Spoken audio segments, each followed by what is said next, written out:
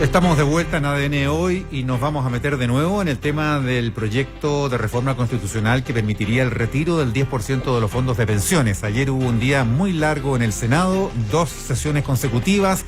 Cerca de la medianoche terminó la segunda en que se votó ya en particular esta reforma en la Comisión de Constitución de la Cámara Alta.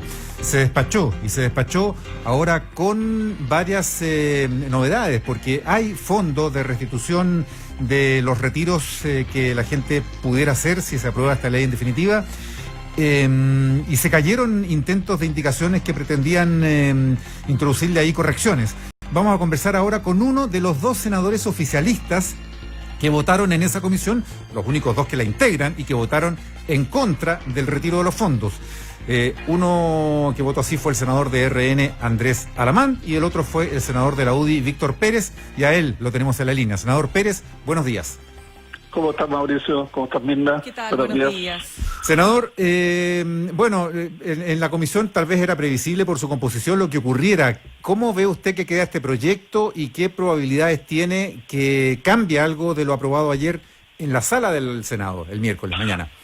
A ver, esto es una situación absolutamente predecible, que yo creo que tanto en la sala como en la comisión. En la comisión era mucho más clara esa predicción. Pero en la sala ya hay anuncios, digamos, de votos de senadores, tanto de la Renovación Nacional y la UDI, que le dan el respaldo a este proyecto. Sí, y por lo tanto, los 5 que se sumaron el fin de semana que ya dan mayoría para que se apruebe, pero me refiero especialmente al tema de las indicaciones. Bueno, yo creo que, todo razón, yo sigo, y así lo manifestamos el día de ayer, este es un mal proyecto, y este mal proyecto, a mi juicio, va a tener, y la sala debería discutir 2 elementos que son fundamentales. Uno, que es el daño que se le provoca a las futuras pensiones, tanto de quienes retiran como del conjunto de los afiliados, y por eso presentan una indicación del famoso fondo, pero este fondo verdaderamente es la nada misma, porque significa que el presidente de la República diera en un año más crear este fondo y nadie sabe con qué recursos este fondo se va a iniciar, ni cómo se va a componer, ni cómo va a establecer, digamos, la restitución de los fondos de las personas que sacan. Hablan de un sistema progresivo y por lo tanto ayer hubo 2 votaciones para aprobar ese fondo. En principio la democracia cristiana se había opuesto, pero al final se sumó a la mayoría. Pero incluso hasta el senador Navarro planteó que eso era una materia que debía votar en contra en la sala. Por lo tanto, en el tema del fondo yo creo que puede ser una situación que el debate pudiera cambiarlo, pero que lo que queda y se acredita absolutamente que aquí se genera un daño tanto a los que retiran como al conjunto de los afiliados. Y el segundo tema, que a mi juicio no queda bien resuelto, pese a que se hizo esfuerzos de última hora a establecer cuál es la operatividad de este sistema. Pero bueno, se aprueba, ya está aprobado y por lo tanto ¿cómo opera? Porque decirle 10 días más usted puede pedir su plata es claramente una situación ajena a la realidad, e incluso el día de ayer no solamente el superintendente de pensiones puso especial cuidado en esta materia, sino que también la señora Liseta Enríquez, que está a cargo de la Comisión Económica del Partido Socialista, dijo también que aquí había que un conjunto de estamentos públicos iban a tener que coordinarse mucho para que esto se hiciera bien, y el representante de la Fundación SOS también avanzó en esa línea. ¿Cuál va a ser la operatividad? ¿Cómo pide a la persona que retirar ese saldo? ¿Cómo la AFP lo individualiza? ¿Cómo le traspasa esos fondos? Presencialmente vamos a tener millones de personas haciendo filas, no vamos a tener. Ayer se trató de hacer algo con una indicación para que el depósito sea en la cuenta 2, cómo la AFP puede identificar claramente a qué cuenta tiene que pasarle los recursos a las personas. Por lo tanto, en temas de operatividad, no hay ninguna, los autores del proyecto ni los que lo apoyan, ninguna preocupación de normar adecuadamente para que esto no sea un bochorno, no sea un escándalo, salvo que haya una intencionalidad que quede tanto la escoba para que la gente apedree la AFP, funa la AFP, etcétera, pero no hay duda que en el tema operativo es algo que yo les recomendaría avanzar.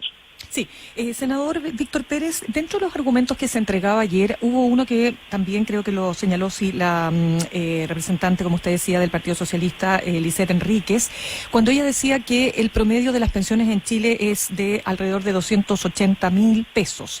Si eso se calcula respecto del retiro, ese monto, esas personas que perciben esa jubilación, ese monto de jubilación, tendrían una merma más o menos de 20.000 pesos. Entonces, en el cálculo, evidentemente que la persona tiene que señalar si efectivamente le conviene sacar el dinero hoy día y quedarse con 20.000 pesos menos de jubilación, pero para entender y dimensionar que son tan bajas las jubilaciones, que en el grueso de los que van a retirar, su merma, su afectación no va a ser tan grande. ¿Cómo ve usted esa discusión y ese argumento? Ese argumento sin duda es motivo, digamos, de lo que se tiene que hacer en la modificación del sistema de pensiones.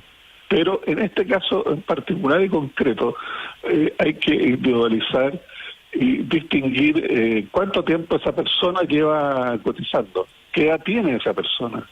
Y por lo tanto es diferente que si esa situación lo tenga una persona que ya lleva 20, 30 años cotizando que una persona que lleva 4 o 5 años. Por lo tanto, uno tiene que mirar macroeconómicamente, uno tiene que hacer la mirada total en que aquí se autoriza, se autoriza, bien digo, que se retienen alrededor de 20.000 millones de dólares. ¿Y cuál es el impacto que eso tiene en el conjunto del sistema de pensiones? Es difícil hacerlo en análisis de casos individuales porque uno no conoce cuál es la historia laboral, cuál es la historia de cotización de esa persona. Muy distinto. En el caso que usted me señala, de una persona que ya tiene 60, 65 años, no hay duda que esa persona tiene que estar en el pilar solidario o en una situación absolutamente distinta. Pero ¿qué es lo que pasa con un joven que hoy día tiene 25, 30, 35 años, que lleva 4, 5, 6 años cotizando? Es muy distinto la situación de él, pese a que pudieran tener la misma cantidad de recursos en su cuenta. Senador Pérez, en su primera respuesta creí entenderle que usted ve como que esto no tiene mucha vuelta, que esto va a salir aprobado. No, la realidad, Mauricio. Ya, eso está asumido entonces. Que las realidades son las realidades, y por lo tanto, este parece que es un muy mal proyecto, que además tiene efectos distintos a lo meramente económico, a lo meramente social. Sí, es que... Yo vuelvo a insistir de que incluso sin las mejoras que el gobierno anunciara en su plan de ayuda a la clase media, a la gente le conviene mucho más ese programa que otro. Pero al margen de esa discusión, lo que aquí hay políticamente es extraordinariamente complejo y grave. Es un debilitamiento de la autoridad presidencial, porque ¿qué es lo que significa legislar a través de reformas constitucionales? Significa lo que dijo Quintana hace 2 o 3 meses. Aquí lo que se llama parlamentarismo de facto. Y eso es lo que se está ocupando. Y institucionalmente eso es extraordinariamente complejo y grave, cuyas consecuencias no logramos dimensionar. Por lo tanto, como decía Carlos Peña, los dirigentes políticos o la política no solamente tiene que tratar de ser un amplificador de los sentimientos de las personas, pero senador, sino que raramente una evaluación a fondo. Así que eso, a mi juicio, es el problema fundamental que esto tiene. Es un mal proyecto y además tiene efectos políticos muy nocivos. Ya, que justamente quiero ir más allá a partir de lo que usted dice, porque si la realidad es la realidad y esto ya está cantado, todos los dados están echados. Mire, entre paréntesis, podría ser que se reponga el fondo entonces también en la sala, que ya se repuso en comisión, y eso obligue a volver a la Cámara de Diputados para que se valide, porque eso no pasó en la Cámara de Diputados. Ya, podría haber una demora de días, pero eso no tiene mayor importancia, ¿no? Primero que todo. No, claro, tendría el trámite propio legislativo, pero sí, otra sesión nomás estamos en un momento que a muchos incluso no les gusta el trámite legislativo y por lo tanto hemos visto las amenazas. Ya, voy a algo más, senador, perdón. Que se han proferido a quienes han anunciado ciertas indicaciones. Por lo tanto, ese es el clima que no podemos obviar en el cual se está tratando este tema. Es que a lo que voy, senador, es que en ese clima, y si la realidad es la realidad, ¿por qué persistir en lo que ayer planteaba su par de Chile Vamos, Andrés Alamán, en comisión, defendiendo el tema que usted nos acaba de recordar, el de los quórum, el de que se esté legislando, a juicio de ustedes, violando nuestra institucionalidad? ¿Tú crees que hasta la amenaza uno tiene que aplicar a lo que cree? Porque si eso es así, Es que, ¿para qué tenemos parlamento? ¿Para qué tenemos discusión? de acuerdo, pero que si esto va a salir, si esto va a salir igual. Dificultades, que esto tiene problemas. Y tú me estás diciendo que abdiquemos de eso. No, yo no digo nada, yo digo por qué política, si usted... La gente que me eligió a llegar al Parlamento cree que yo defienda las cosas que yo dije en mis campañas que iba a hacer. Y por lo tanto creo que yo tengo la obligación política y moral de hacerlo. A mí me parece que eso de abdicar, porque aquí hay un clima de que el que no piensa igual que la mayoría hay que funarlo y hay que atentar contra él, me parece que no es un buen argumento. Es que no le he podido hacer la pregunta. Si eso es así, si esto está echado, si está cantado lo que va a pasar, si esa es la realidad, más allá de los principios, esto es política. No, ¿por qué persistir en una estrategia de defensa institucional que se entiende, si esos son los principios, por supuesto, hay que defenderlo, pero uno dice, ¿por qué persistir en esa estrategia que lo único que va a significar es que se extremen más las posiciones y no buscar soluciones políticas, como su correligionario partido Joaquín Lavín planteaba ayer, si no me equivoco?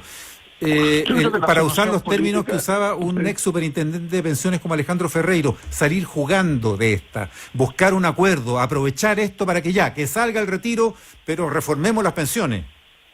Mauricio, en el Senado hay un proyecto de reforma de las pensiones hace 8 meses, que no avanza.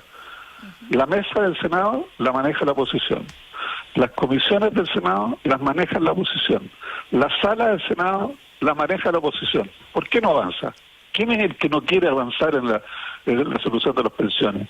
Porque está la discusión de si es solidario, cuánto va... duda que yo creo que pero usted sabe, senador, que va... El tema de fondo. Sí, pero usted sabe que la discusión está entrampada, si se quiere, entre cuánto porcentaje va a ahorro colectivo, cuánto porcentaje a la cuenta individual. Pero, senador, es que eso... Esa es la discusión, claro. Esa es la discusión y eso se resuelve en un Congreso votando. Sí, senador, pero para volver al presente... ¿Por qué no se quiere hacer eso? Sí, si eso está claro, que mucha gente se pregunta, bueno, ¿cómo es posible? Pero no solo los 8 meses, pues, senador, si cuántos años llevamos en esto. Que el retiro de fondos también se está resolviendo en el Congreso votando. Sí, por senador... Se vota, pero el tema de fondo son las pensiones en nuestro país. O sea, nosotros tenemos que hacer un esfuerzo y ahí está el camino de mejorar claramente el sistema de pensiones que tenemos.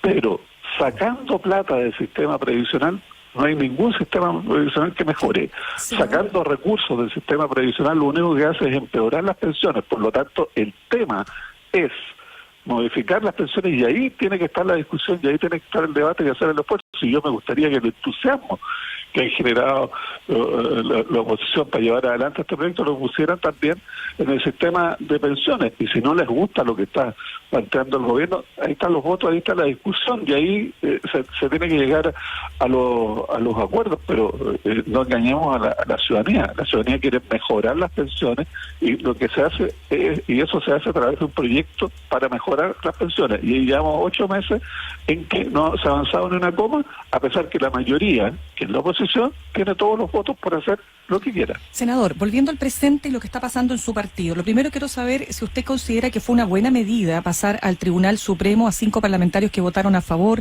3 de ellos como consecuencia han renunciado. Hay una situación interna que parece bastante difícil, ¿no es cierto?, de sostener ante el resto de la opinión pública, que ve como un partido, ¿no es cierto?, se divide entre 2 figuras importantes como Pablo Longueira, por un lado, que dice solo la UDI entierra la UDI, y por otro lado Joaquín Lavín, que dice que leyó todos los principios del partido y en ninguna parte aparece que haya que defender a las AFP. ¿Cómo observa usted lo que está pasando? ¿Cree usted que la medida de pasar al Tribunal Supremo fue correcta?